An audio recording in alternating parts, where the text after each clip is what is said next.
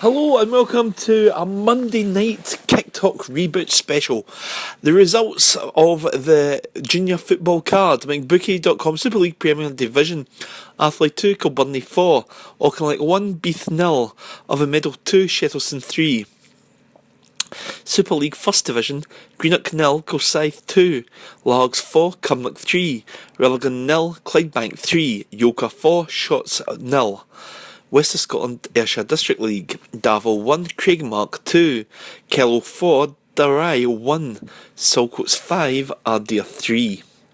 McBookie.com Central District First: Dunnypace 1, St Anthony's 1, Maryhill 2, Wishaw 1, Neilston 2, St Roch's 0, Renfrew 2, Rossvale 0. New Coins Holdings West of Scotland Cup Quarter Final: Hullford 2, Glenafton 2, Hullford win 4-3 on penalty kicks. And I was at Barfields Park on a bitterly cold Monday night where it was Largs Thistle 4, Cumnock Juniors 3. Now this was a breathless encounter, goals galore, sendings off, an own goal and Thistle clattering the crossbar and post several times. Largs opened the scoring after both teams had gone close. Kevin Strilla's scoring on 15 minutes after a corner from the right caused problems in the Cumnock box, and the Thistle skipper bundled the ball over the line. However, the visitors hit back on 21 minutes. A busting run down the left went unchallenged, and a Cullen cross found Aidan Malone for a quick header at the near post to equalise.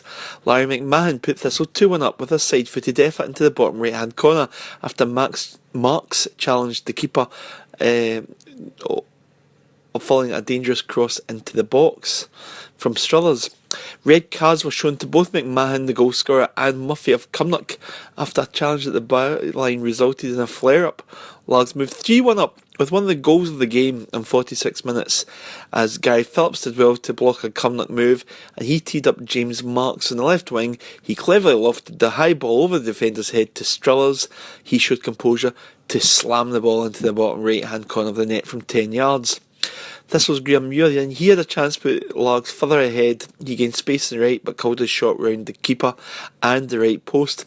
Malone took advantage of hesitation in the Largs defence. Thistle were unable to clear the lines. Lundy managed to save an effort with his ankles, but Malone was there to slide home from close range. So it was 3-2 to Largs. Pacey Alan Frizzell replaced Marks and proved a constant threat to Cumnock, making it to the byline to dispossess the defender, sliding the ball across the face of goal, only for a visiting defender to turn the ball past his own keeper. 4-2 to Thistle on 72 minutes. Could they hold on? Cumnock had other ideas, and Malone notched his hat-trick with an angle strike from the right-hand side on 79 minutes. The game was very much on a knife edge. Gary Fleming, midfield general, struck the left-hand post from another Thistle-flowing move. Then Jamie McDonald thundered a long-range effort off the bar. Lundy in the last goal, he had to look lively to stop a quick fire chip from the left byline as Cumnock tried to engineer an equaliser, but Thistle just managed to hold out in the most dramatic of circumstances. So the final score in this battle for promotion was league leaders Largs Thistle 4, Cumnock Juniors 3. After the game, I spoke to Largs Thistle assistant Stuart Davidson. That was an amazing 4-3 win. How's the nerves, first of all? Oh, I'm still nervous now. What a game for a Monday night as well.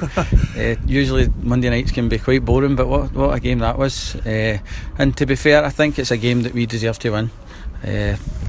We're actually disappointed with a couple of the goals we lost, but I think overall that we deserve to win. And I maybe Cumnock will see it different, but I don't really care. In terms of the first half, it was a really, Largs made a good start. They got into it well, hit the crossbar as well. We started well, and obviously we've got the goal. And I says to the boys at half time, we seemed to kind of step off it a wee bit once we got the goal, which was disappointing because I thought we could have kicked on for there and went on and made it a lot easier for us.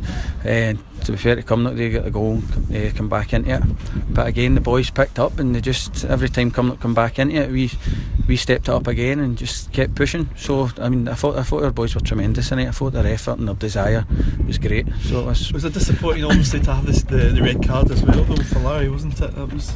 Aye, obviously usually when it's on the touchlines next to the dugouts, it's probably merely where it looks. People get involved and start pushing and shoving and all that. I think their legs get tangled up and there's a couple of wee kicks out, but the ref decided to send the two of them off. So in terms of let's say the way they really sort of handled the situation after that, though, was really impressive. They started the second half strongly.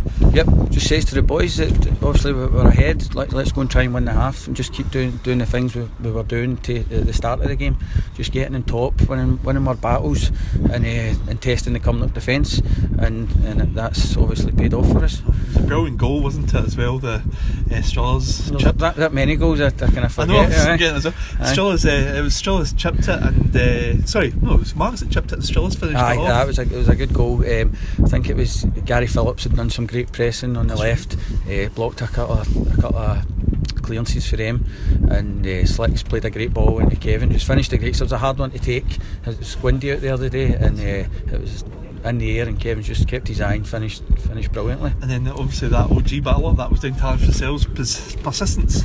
That was great for Frizz. It was Frizz, I'm sure, it got down the side, and Frizz is great coming on. He does well for us, Frizz, when he comes on as a sub, but just obviously still young and he's still learning, so maybe he'll get more starts if he can get that consistency, but when he comes on as a sub he does great for us, and he set that up brilliant. Never mind losing count of the goals, losing count of the amount of times we hit the woodwork as well. I know, Kevin was unlucky with a chip, just went by the post. Gary Fleming hit the post and Muri hit the bar. I mean, the likes of they ones can, it just helps you with your nerves that wee bit near the end of the game.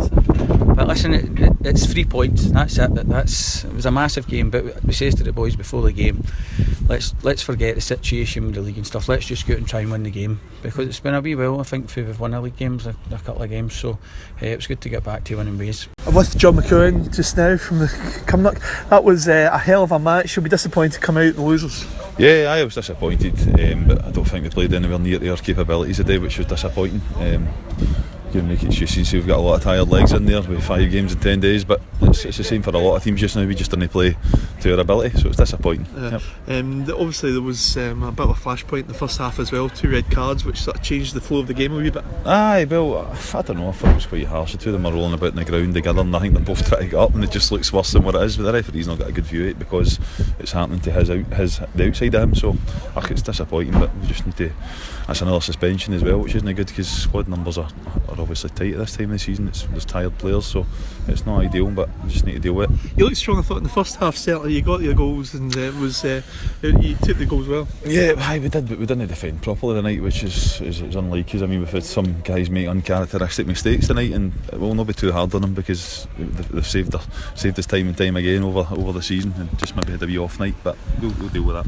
Sure. And in terms of you've had some great results the last couple of games, obviously beating Kilwinning as well, and doing well in the cup, and the league still very much up for grabs. Yeah, well, exactly. I mean, we're far from out of it. I mean, I would probably say it was vital for Lars to win tonight, because obviously they played that wee bit more games, and they'll be looking at the points total that we could have achieved and saying they have to win tonight, and they've done it, so fair play in it. They've set the marker now. We need to go and catch up in terms of points and regroup and get ourselves on track come Wednesday.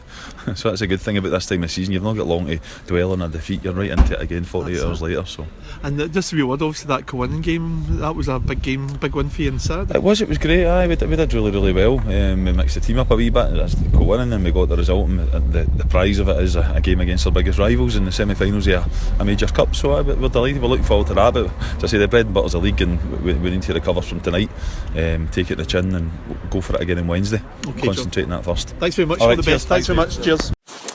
And in the Premier Division this evening, 9-man Kilbunny bounced back to victory after a defeat on Saturday. They managed to beat Athley 4-2. Eddie McTernan had put the Duntley Park men in front in the first minute, but Brannan levelled matters from the spot for the visitors. Adam Ford made it 2-1 for Leadside, but McGlinchey netted from the spot to make it 2 each, with Gibson seeing red for Kilbunny. McAleer made it 3-2 to Leadside, and Kilbunny made sure of victory with a 4th in stoppage time. Now, Ciaran Milliken, he got the only goal of the game for Auchinleck Talbot as they beat Scottish Cup finalists Beath in the league. and Talbot now move 4 points clear in the Premier above Troon. It was sad news though for Oven Meadow as they lost 3-2 to 10-man Shetterson, meaning they will finish the league in bottom spot and relegation is confirmed. It was a double from Sean Fraser that put the Ayrshire man 2-1 up at the break, and Meadow failed to take numerous chances as the Glasgow men turned the tables, equalising before taking all 3 points with a late penalty.